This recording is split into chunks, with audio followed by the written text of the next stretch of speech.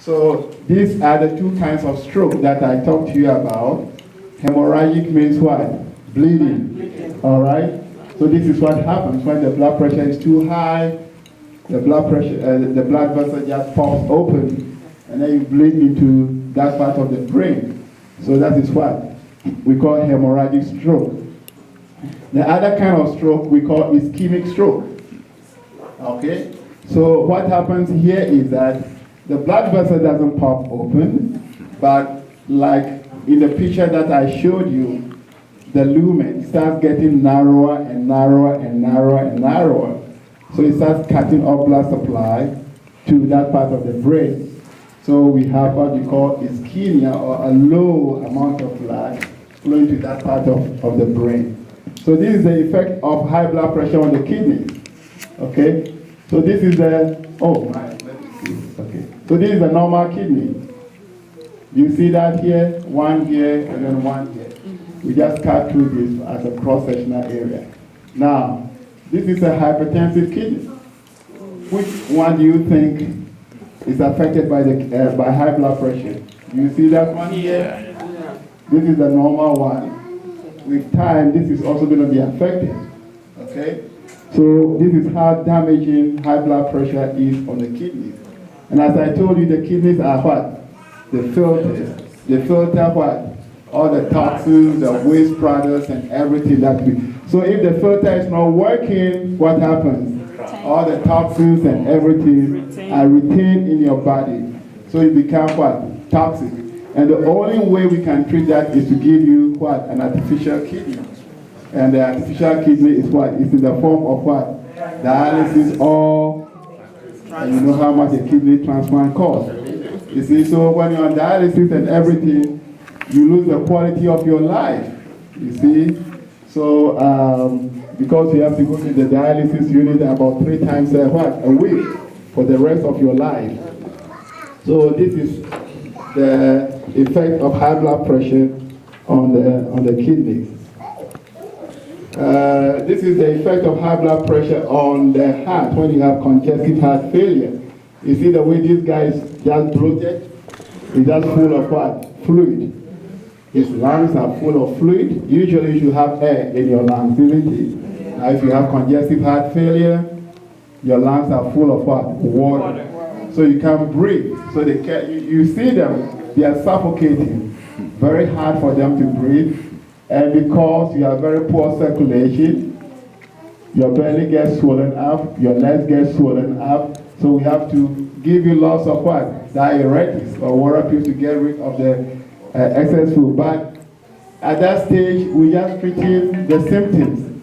Okay? With time, you pass away because we're just treating the symptoms. The only thing that can help at this stage is a heart transplant. You know how much a heart transplant is? $500,000 or more. Okay? All right. So it is very important. So this is the DASH diet. Please take your diet very seriously. Eat more fruits and vegetables.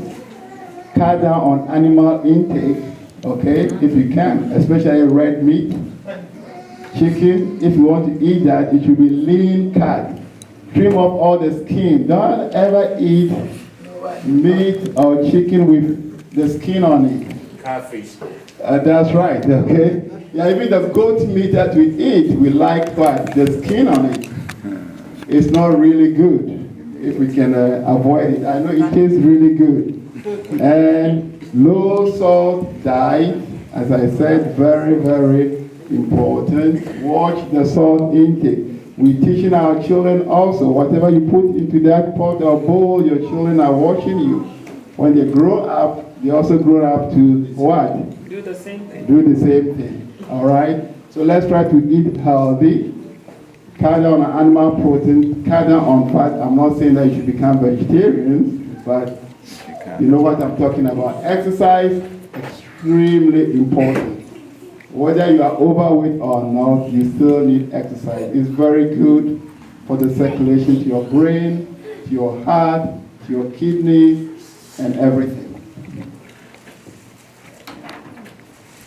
Okay. So I think that is the end of my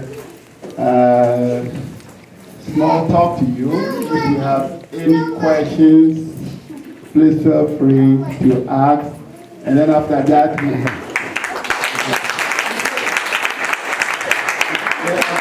we'll go into a session where Julie will check your blood pressure and everything. And like I said, the blood pressure, it always has to be checked. It's a silent killer. So make sure you tell your doctor if your pressure is not controlled. You see, you can be taking all the pills, but if your pressure is still high, it doesn't make any sense. Okay? It makes no sense at all. So, yeah. Well, question is, now we get an answer back. Okay. So, it's not from wife. Doctor. Yes. The question here. Yeah. A contrary to common sense. Yeah, okay. Because no problem. So now, what is it every week? I mean, who put to cry Eddie? Right. Oh, 5 days on a cacan break. A pan is saying, oh, blood pressure. I mean, the way our blood is pumped, a heart is pumped blood. And then a home dear, who knew one grow stronger. Not any weaker. The heart, no. Yes. Yeah, that's a good question.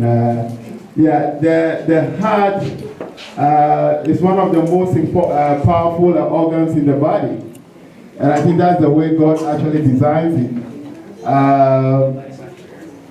Just like the brain, which is even more complicated than the computer.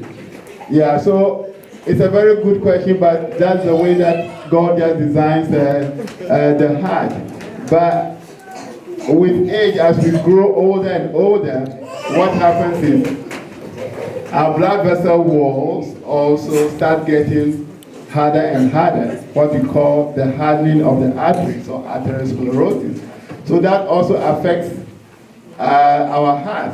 But if you don't have any of these predisposing factors for heart disease like high blood pressure, diabetes, high cholesterol, you don't smoke, and all those things, you can have a very strong heart even after the age of 80s and 90s, okay? Or even to 100 without any major problem. Whilst, like you said, your spine and then your back, the disc in your back and everything starts deteriorating. You start wearing down, you can't even bend down or anything. But the heart is a very versatile organ. And in the absence of these complicating factors, it can work for the rest of your life to 90 to 100 years. Yes. Doctor, also question I'm very busy. What causes people to go and do catheterization? Catheterization. Okay, so that's we'll be talking about this later on. The catheterization, we talk about the heart catheterization. Yes. Okay. The catheterization, you saw the arteries that I showed you. You see how blocked they are as a result of high blood pressure and diabetes. Okay. Now, the cholesterol and everything that we eat, together with high blood pressure, which damages your arteries, the cholesterol and everything starts building up. So a time comes when that artery is almost completely blocked. Okay? What does the artery do? It supplies blood to your heart muscles. The arteries that supply blood to your heart muscles we call the coronary artery. You understand that? Okay. So, when that process is going on, a time comes when there's not enough blood to your arteries. So you're not getting enough oxygen. So you start having what? Chest pain, shortness of breath. That is heart attack. So what happens? We have to, so the doctor suspects it in the EKG. The EKG suggests that you may be having a heart attack. So what we do, we put a catheter into your groin, we shoot a dye, the dye goes into your heart, and the dye is able to tell us how much blockage you have in your heart. So if you have that kind of blockage, so that is catheterization. So the catheterization is a test to find out how much blockage you have in the coronary arteries to your heart. So if you have that kind of blockage, what happens is they can open it up.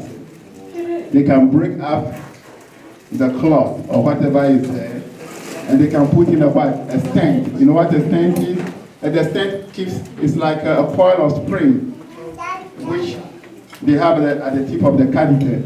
So after they break open the clot, okay, or the blockage, to allow the blood to flow to your heart, they put in a stent, which is like a spring loaded to keep it open. Okay, so catheterization, we do it to make a diagnosis for people who have heart attack to determine how much blockage, just like I showed you. So you don't want to get to that stage, that's why you have to control your blood pressure and diabetes and all that. Yes. Questions?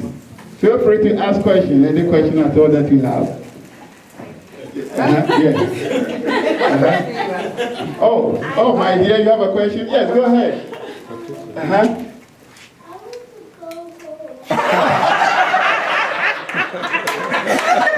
That's a good one.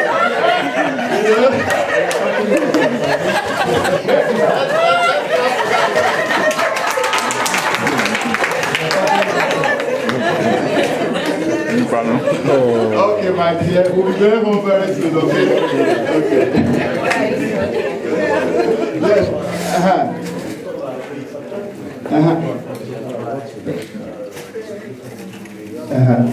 Yes.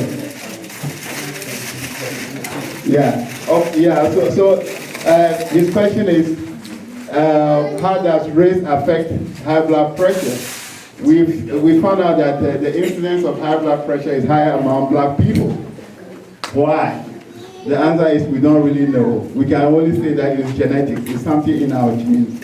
And why specifically is a good question. We don't really know. But there's one thing to, like I told you from the beginning, there are two major causes of sickness and disease: the genetics and hereditary, and then the environmental factors. Okay, the environmental factors, we have control over those things. What we eat, where we work, the air that we breathe, and so on and so forth.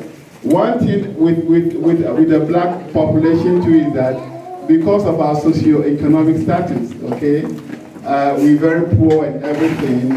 We don't go and see doctors like the white people do because they have the insurance and everything. So we don't start very early screening. And the time that they go to the doctor, so I think that's also another factor that really affects the diagnosis of blood pressure among black people. We wait until it's too late. And by the time it's too late, we are having all these complications. So this is a wake-up call for prevention. Start early, make sure you see your doctors. I know that, okay, a lot of us have insurance problems and that. And I was going to talk about that also. There are a lot of state agencies that can have sometimes insurance products. In fact, there are some cities where they have free clinics that are really run by the city. Okay, like in Philadelphia, for instance, they have a free clinic for people with no insurance or who are underinsured. And there are also some other clinics who don't charge you full price when you go to those, they capitate, okay, depending on how much you earn and everything. And I'll try and get a lot more of information, the numbers to call and everything, and you can make use of that. But for now, when it comes to blood pressure, even if you don't have the money to buy the machine, when you go to CVS or any of these Walmart and everything, you have blood pressure machines, okay? Just go digital one, you can check it there, all right? And then you have a pretty good, that's only blood pressure. So I understand your point. I mean, health is more than just blood pressure. Yeah, but it's a very important thing, yes. Any other questions? Yes,